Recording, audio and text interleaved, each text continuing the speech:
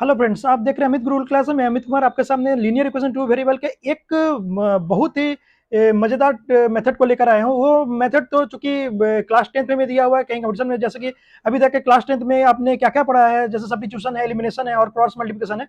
तो मैं आपको एक दूसरा भी मेथड बता रहा हूँ जो ये तीनों से अलग भी है और अभी तक शायद आपने नहीं बनाया होगा।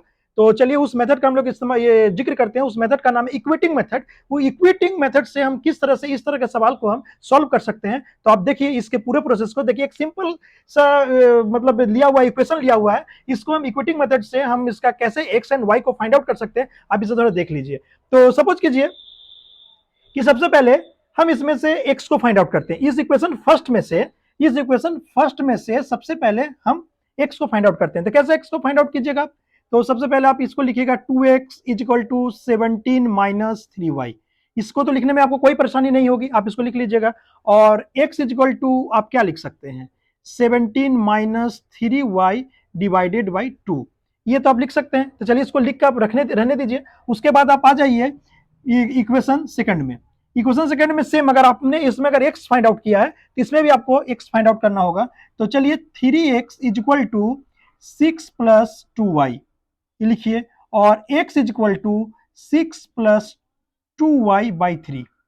ये आपको लिखने में कोई परेशानी नहीं होगी। तो चलिए, अगर दो इक्वेशन आपको दिया हुआ है और दोनों इक्वेशन से आप अगर एक्स अगर आप फाइंड आउट कर लिए हैं, तो इक्वेटिंग का मतलब क्या होता है कि अगर सेम चीज अगर दोनों में अगर निकाला हुआ है तो वो दोनों चीज को आप इक्वेट कर सकते हैं, आप एक साथ रख सकते हैं। तो देखिए एक्स का वैल्यू यहां भी निकाला हुआ है और एक्स का वैल्यू यहां निकाला हुआ है, और एक ही क्वेश्चन में दो इक्वेशंस दिए हुए हैं, तो आप हम दोनों एक्स को इक्वेट कर सकते हैं, मतलब एक दूसरे के आमने सामने इज इक्वल टू में रख सकते हैं। तो चलिए आप कैसे इसको लिखिएगा? 17 minus 3y/2 is equal to 6 plus 2y/3। Because जब ये दो इक्वेशंस दिया हुआ है, एक ही क्वेश्चंस के दो इक्वेशंस हैं, तो इसके एक्स भी इक्वल होंगे, इसलिए एक्स का जो वैल्यू आया है वो भी आपस में इक्वल होगा। इसको रखकर हमने इक्वेटिंग एक मेथड बनाया है, और आप इसको देखिए कैसे बना सकते हैं। आप इसको क्रॉस मल्टीप्लिकेशन कीजिए, 3 इंटू 17 माइनस 3y, और इधर आप लिखिए 2 इंटू 6 प्लस 2y। अब इसको सॉल्व कीजिए, क्या होगा? 17 three 51 minus 9y is equal to 12 plus 4y। Same conditions को एक जगह रखिए, -9y minus 4y is equal to 12 minus 51। तो जब इसको आप सॉल्व कीजिएगा तब देखिएगा ये हो जाएगा -13y इज इक्वल टू, ये हो जाएगा -39। ये माइनस माइनस कट हो गया और y इज इक्वल टू 3। जब y का वैल्यू जब 3 आ गया, तो आप ये दोनों में किसी में भी अगर आप y का वैल्यू पुट कर दीजिएगा, जैसे x इज इक्वल टू, आप इसके बाद चलिए x is equal to 6 plus 2 into 3 put कर दीजिए, तो आप देखिएगा कि इसमें आपका x का वैल्यू आ जाएगा 6 प्लस 3 टू जा 6/3, मतलब 12/3। इसको कट कीजिएगा तो ये 4, तो x is equal to 4। x is equal to 4 आ गया और y इज इक्वल टू 3 आ गया। ऐसे में आप हमें कह सकते हैं कि सर आप x का ही आप यहाँ पर इक्वेटिंग में क्यों रखें, y का क्यों नहीं रखें? तो चलिए प्रोसेस 2 में मैं बताता हूं कि अगर y अगर निकाला जाए तो क्या सेम रिजल्ट आता है कि नहीं आता है। आप इस रिजल्ट को याद रखिएगा, x is equal to 4 and y is equal to 3। तो उसे हम y के टर्म में लेने के लिए इसे इरेज करना होगा, और मैं इसे इरेज कर रहा हूं। उसके बाद आप देखिए कि ये सेकंड प्रोसेस में सेम रिजल्ट आता है कि नहीं, जिससे आपका भी कंफ्यूजन दूर हो और आपको बनाने में अच्छा भी लगे।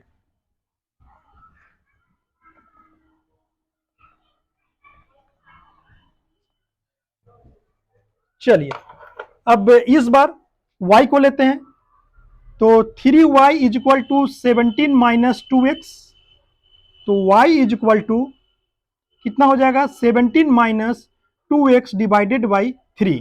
तो उसी तरह से हम लोग इक्वेशन सेकंड में चलते हैं, -2y is equal to 6 minus 3x।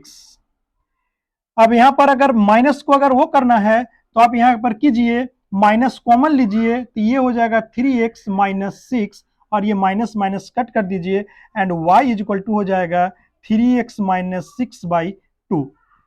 जब एक ही क्वेश्चंस के दो इक्वेशंस हैं, तो इसके दोनों y भी जब इक्वल हैं तो y का वैल्यू भी आपस में इक्वल होगा। इसलिए इक्वेटिंग मेथड ये कहता है कि इसके वैल्यू को हम इक्वल टू में फेस टू फेस हम रख सकते हैं। तो इसके क्या होंगे, इसके value 17 minus 2x by 3 is equal to 3x minus 6 by 2।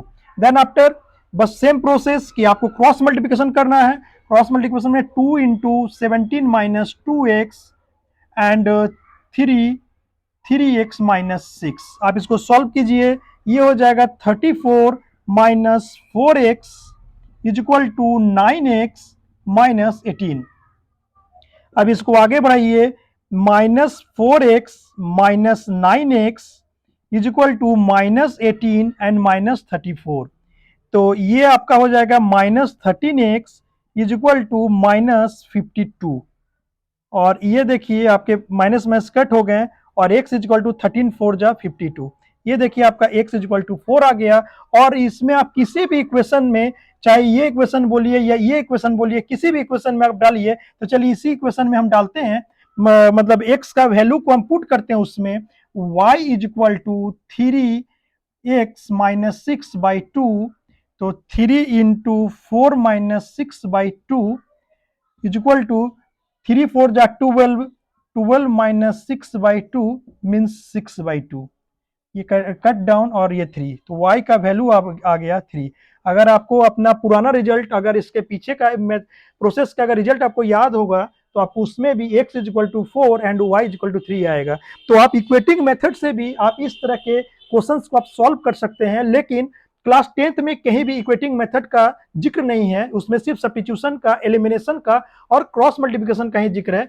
तो आप उस तीनों, आपको बोला भी जाएगा उस तीनों में से किसी एक ही मेथड से सॉल्व करने का, लेकिन आप सॉल्व कीजिएगा उसमें, तो आप सॉल्व करके प्रैक्टिस करके सही कीजिए ही। और अगर उसमें किसी में भी अगर आपको थोड़ा भी प्रॉब्लम है तो मेरे मेरे सभी के मेथड के वीडियो बनाए हुए हैं, आप उस वीडियो में जाकर आप विजिट कर सकते हैं, आप उसमें अपना कंसेप्ट को क्लियर कर सकते हैं। तो ये आपका एक नया भी मेथड हो गया जिस मेथड से आप चेक कर सकते हैं या फिर आप मतलब कि इस चीज को बना भी सकते हैं। तो तब तक आप इस सारे चीजों पर प्रैक्टिस कीजिए। मैं तब तक नया वीडियो लेकर आपके सामने उपस्थित होऊंगा। और अगर अभी तक आपने मेरा चैनल को लाइक एंड सब्सक्राइब नहीं किया है, और तो लाइक एंड सब्सक्राइब कर लीजिए ताकि मैं जो भी नया वीडियो अपलोड करूं आपके पास नोटिफिकेशन के तौर पर तुरंत ही पहुंच जाए। और मेरा और मेरे चैनल का बस एक ही उद्देश्य है कि चाहे आप क्लास में पढ़ रहे हो या कॉम्पिटिटिव एग्जाम दे रहे हो, आपके साथ मैं खड़ा रहूंगा और आपका, मेरे हमसे जितना हो सकेगा आपको मैं मदद करूंगा। तब तक के लिए बाय बाय।